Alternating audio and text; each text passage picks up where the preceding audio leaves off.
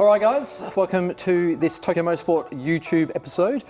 Here with the owner and tuner of the business, Jamie, and just going to have a little chat about this Evo 9 GT. So, Jamie, tell me a little bit about this Evo 9. All right, well, if you've been familiar with the local motorsports scene in the last decade, you've probably seen this car around. It's been out and about in the Tarmac Rally scene for quite some time now.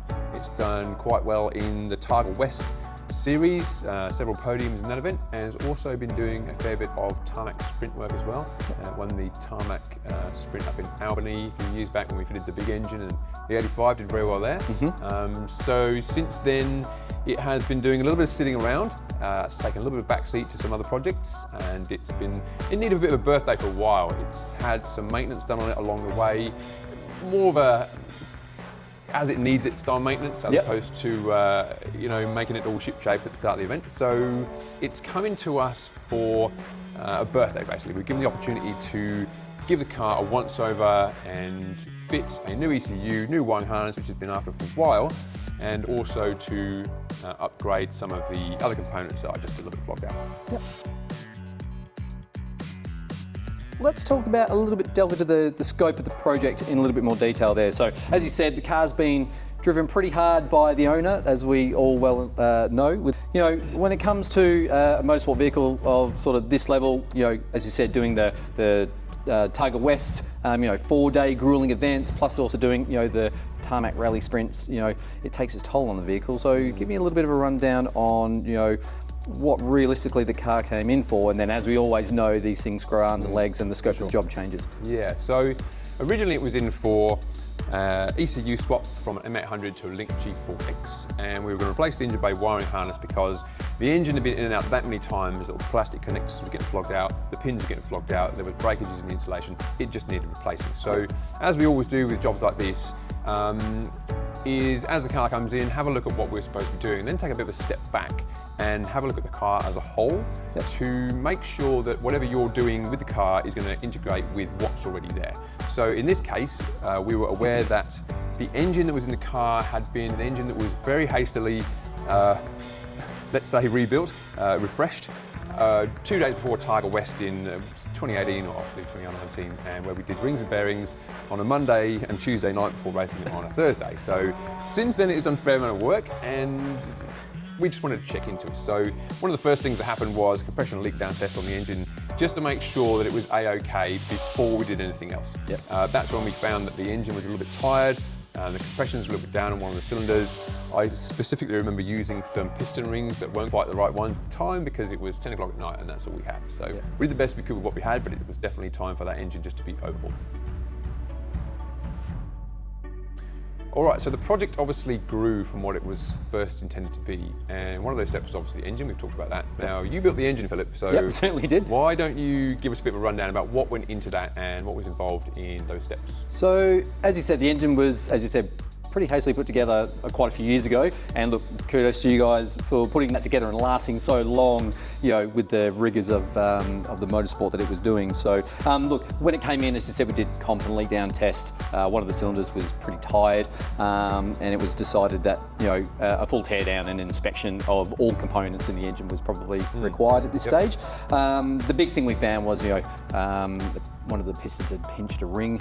Obviously, you know, it's been beaten on pretty hard for a few years. It doesn't always necessarily get regular trips from the dyno to make sure calibration always stays tip-top, but you know, these things are a common occurrence. So from that point, it was stripped down and measured, bearings inspected, piston rings and the like. Overall, look, not too shabby. It was decided that we wanted to keep the engine block. It's just over that, you know, 86 mil. So we had to move to a Manly piston that does the next oversize.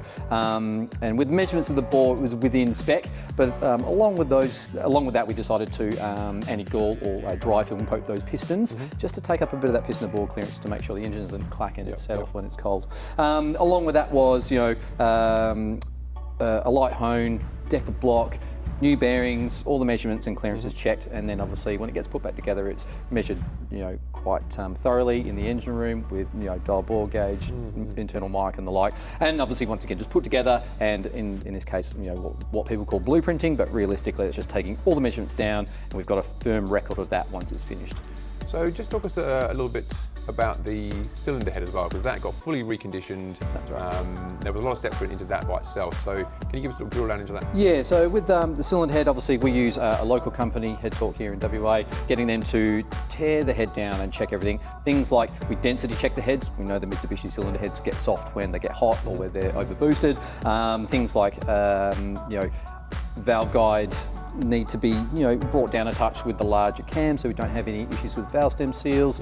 Yep. Pressure testing, facing, all the usual bits and pieces that go into the cylinder head. And the dry lash as well. Dry lash is one of the big things that gets missed, obviously, with the engines. It's something that we really focus on with our cylinder heads, is making sure that dry lash at that 30th hour is bang on every time they get done, and that requires sometimes tipping of the valves to make sure those clearances are done correctly. So when the heads come back to us, they're done to our specifications, obviously with the Head Talk Touch. They know what we need, we give them all the specs, it comes back perfect, ready to go down when we get them each time. Very nice.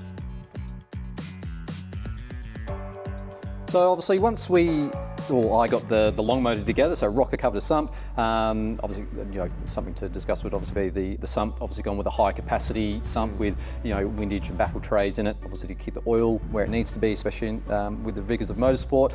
Once that was completed, the customer opted for full Artec complement. So Artec exhaust manifold, 3.5-inch dump pipe, and front pipe to suit, as well as GT pumps. So Mark at GT Pumps came on board with his brand new P1 series turbocharger. So it's a ball bearing setup in a stock frame. So obviously keeps within the rule set that the car complies to.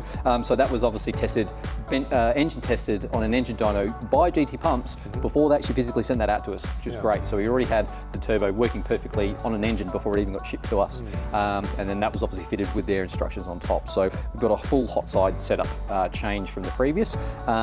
Other things included plasma and intake manifold to the long runner style with the factory throttle body, upgraded ID 1300 series injectors to deal with the extra fuel requirements that we needed at the engine.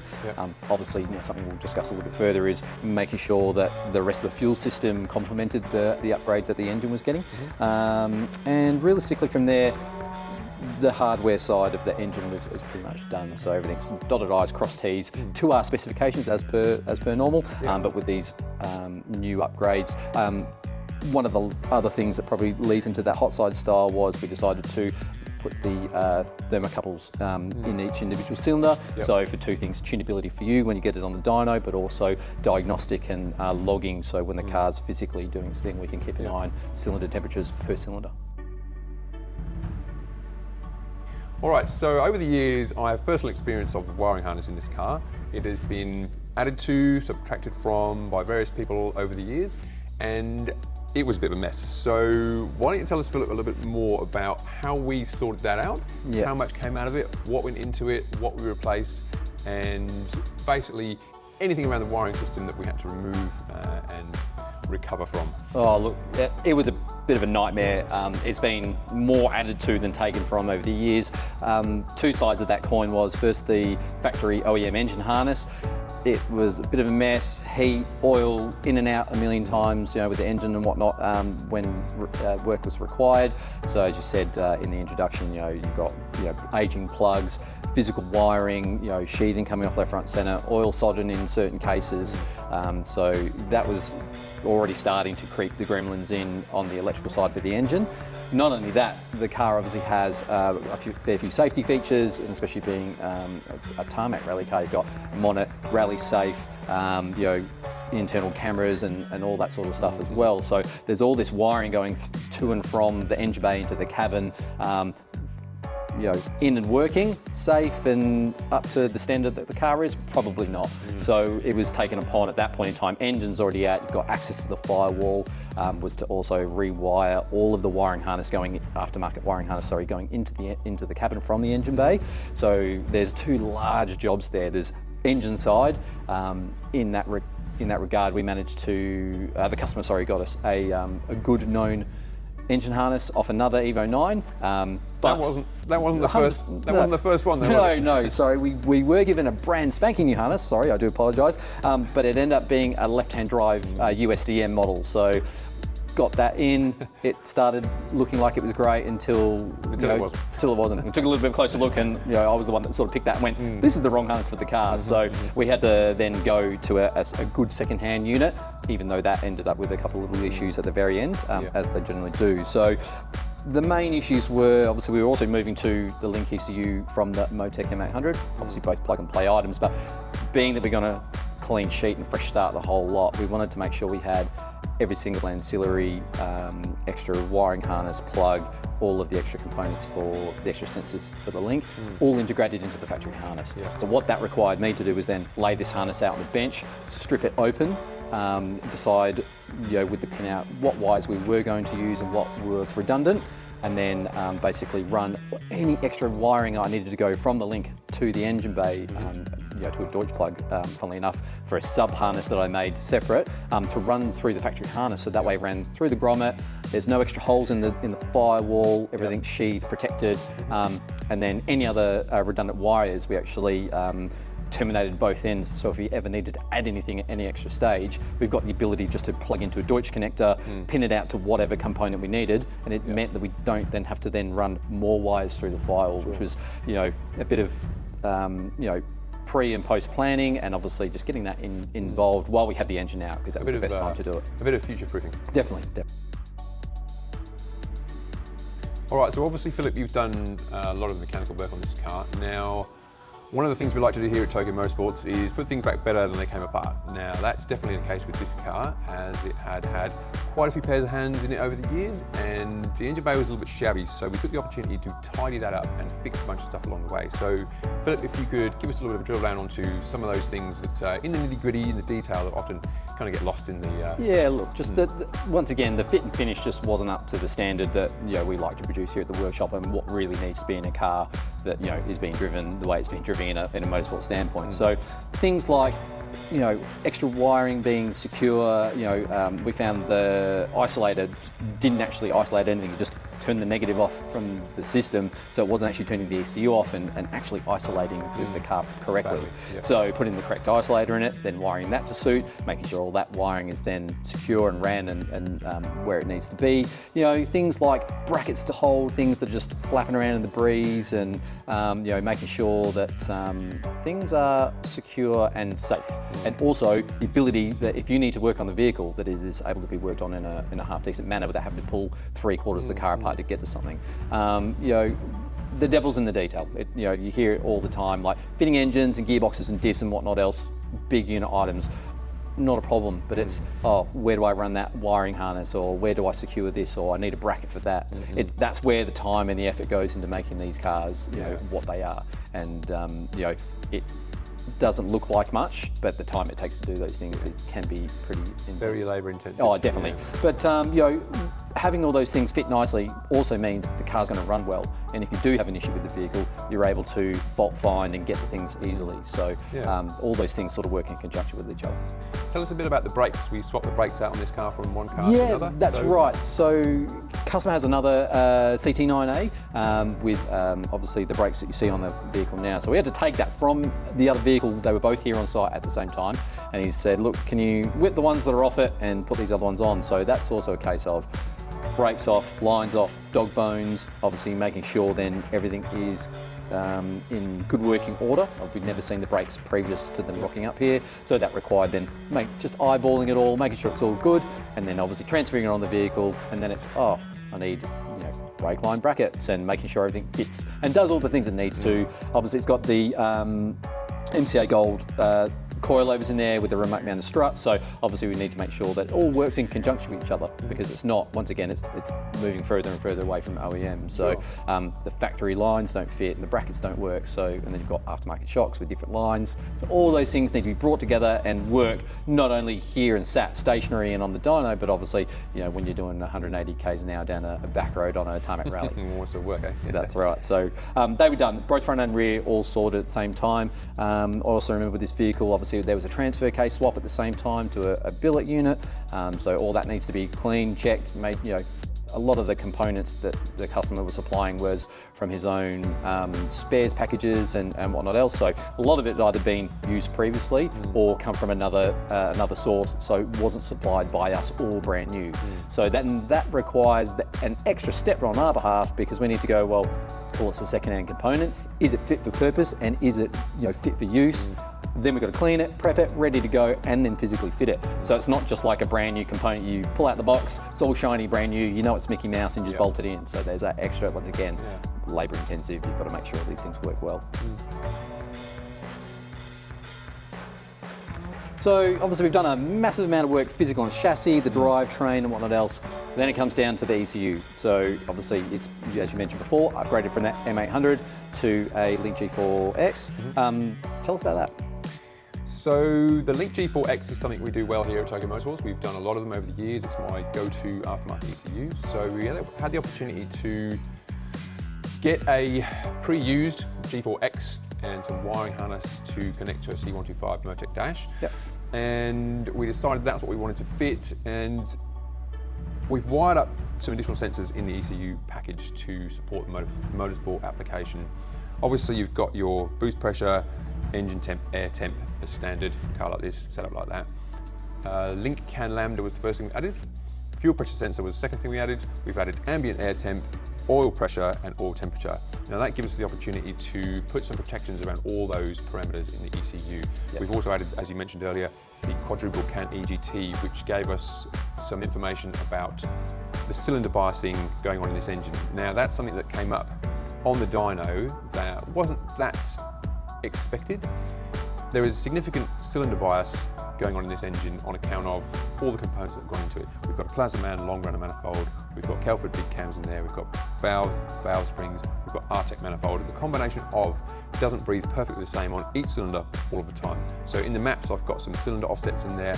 I'm up by 10% on 2 of them at one stage and down by a couple of percent on another. So there's some big offsets in there that was previously unknown in different setup with the M800. So I've put some big tables in there with some corrections that gives me absolutely perfect EGT numbers on all the cylinders all the time, so that's great.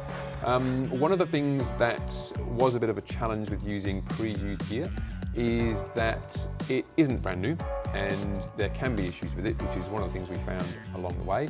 One of the important things to note about anything like this, and I touched on this a little bit earlier, was anything you add to the car, you need to make sure that it's integrating with what's already there. For example, and wiring is a perfect example of this. So if you add or change a harness or a piece of harness, you're expecting it to work in a certain way. You've got to be absolutely sure that the rest of the car is functioning the way that you think it is. It's not a standard Evo 9 that's come off the production line. It is one that's been modified by various people along the way. It's not that clear what's been added, what's been subtracted. And so you need to be very, very careful about whether or not your additions, subtractions are integrated with everything else, and everything that you expect to be working is working all the time. Yeah, definitely. Yeah, so it's a little bit difficult to see those things. There's no wiring harness provided with a lot of modified cars. You have to find out what's already there, what you can attach to, how it's going to work to make sure that it does work properly. Now, on that, we know that there were some issues around the C125 CAN harness that was supplied here. Yeah. It wasn't brand new. It had come out of a car that had been run for a while. It's been removed, transported, brought back to us. Yeah. Tell us a little bit more, Philip, about some of the issues you had here, because this is a real head scratcher for a little while. Yeah, so obviously the vehicle that all that componentry came out of, obviously had a massive prang the year before we managed to get a hold of it. Look, it's inside the cabin, you would expect it to be fairly safe. But that all got removed and brought to us. Obviously, we'd seen that vehicle previously, so there already was a lot of our configs already in the ECU. But when I had wired all that up, it was all plug and play. It was fairly straightforward for me to take that harness and integrate it back into the vehicle the way I thought it should. Had some config errors and it had some CAN bus errors, which really threw us a little bit, because I'm like checking everything and it all seems to be checking out as it should. It then took me to remove it from the vehicle, bench test it all, and then we found out in the end that we had a wire broken in the back of one of the Deutsch plug connectors, in the pin, inside the connector. So depending on where the harness was sitting, it would be connected sometimes and then disconnected others. And this is under sheathing. It's all a Motorsports spec wiring harness that was made for it. But potentially in either being removed or potentially from the crash or whatnot, could things that it could be, yeah, we had this issue. Once I then got that sorted, we then went forward and found I still wasn't getting communication from the ECU back to the dash. And these two have been together in the other vehicle.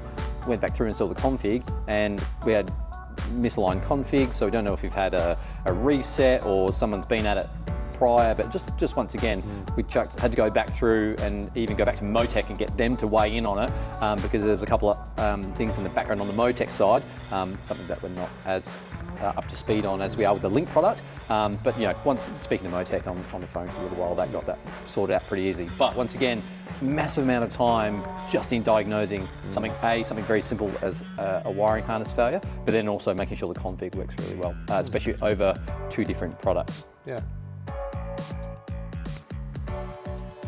So engine's in the car, the wiring's all sorted out, the link's working and it's ready for initial startup. Let's talk about the initial startup of the engine and the checks we do, and then how it went on the initial tune on the dyno. Yeah, so our process here for starting up engines is probably more than most. So we have a modified pressure chamber that we use to apply pre-oil pressure to the engine before startup. So we can get 30 or 40 pound of oil pressure before the keys even turn. So we've applied that with some running in oil, got the thing running, ran straight away, sounded great, warmed it up. As soon as it was up to operating temperature, it's out with that oil, in with some more running in oil, and then we can run it right up to temperature and do some dyno laps. So we've gotten as far as that on the first dyno session, put some load on the engine, get some speed into the piston rings, get some speed into the whole setup, get some heat into it, and try and just bed the rings in initially before we take it to the track. So that session went well.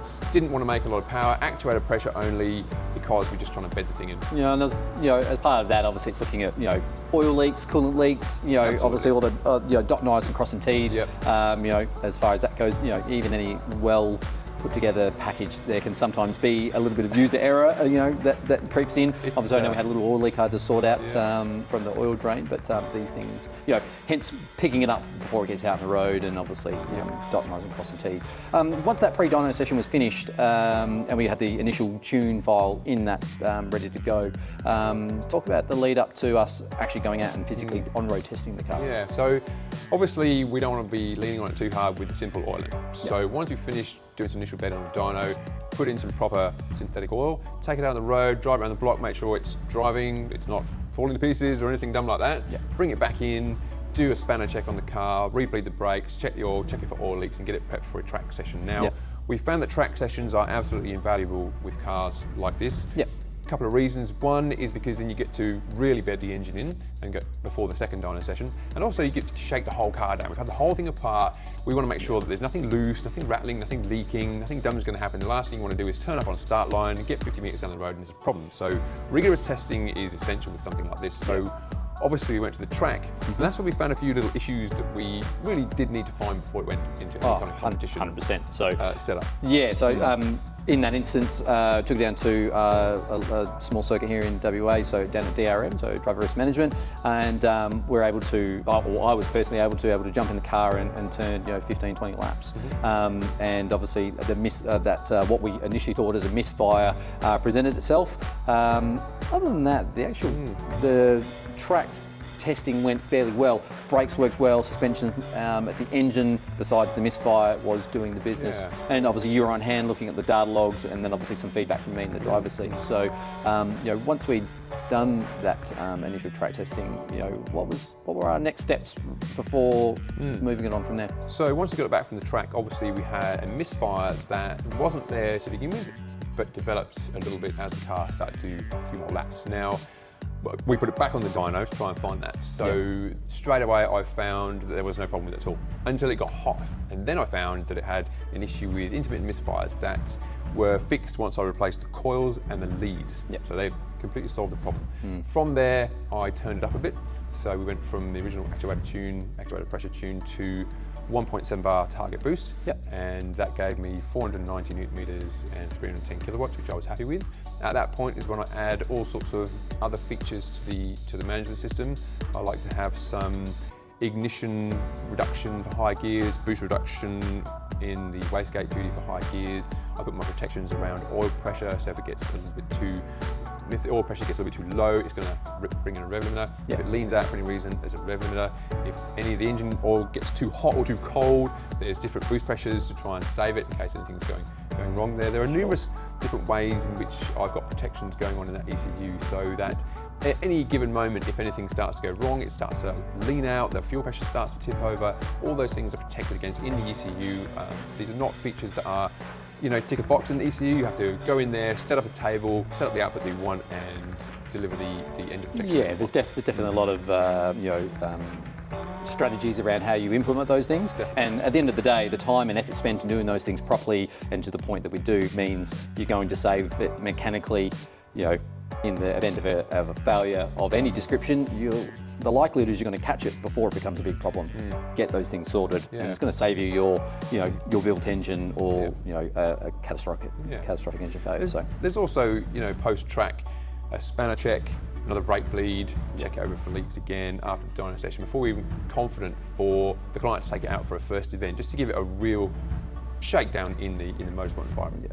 And it's good, and at least that gives us the ability to do that in a controlled environment is the best way I think we can put it, and then also the confidence to give the car back to the client and go, here we go, it's ready to go, it's shaken down. Obviously with this vehicle there's going to be more testing with the client, obviously to make sure he's happy with how the engine performs, how the brakes work, how the suspension is handling.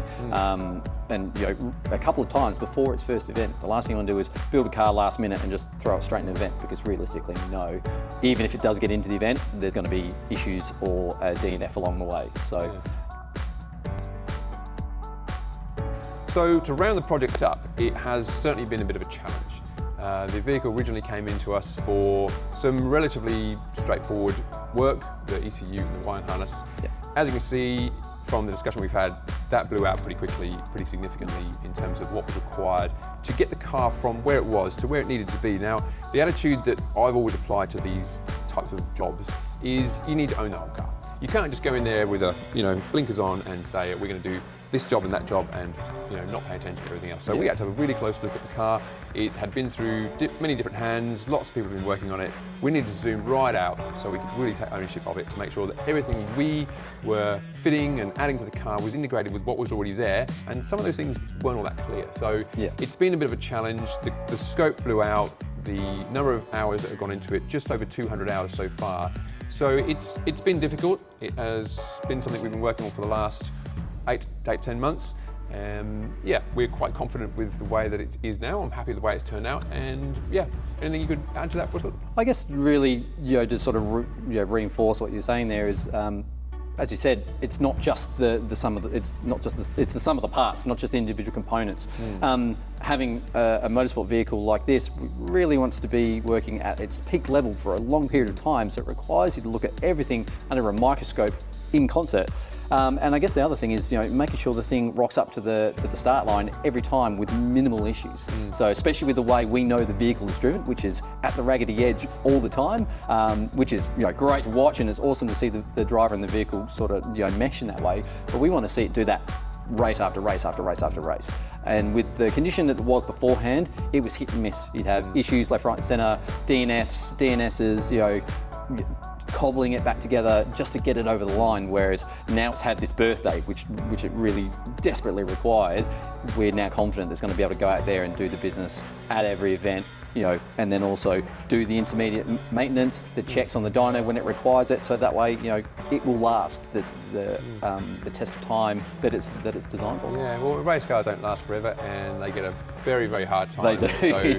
So, keeping on top of these things is always important, even if you've put it together as best you can, along the way. So, 100%. So, all right. All good. All right, guys, thank you very much, and hope you enjoyed.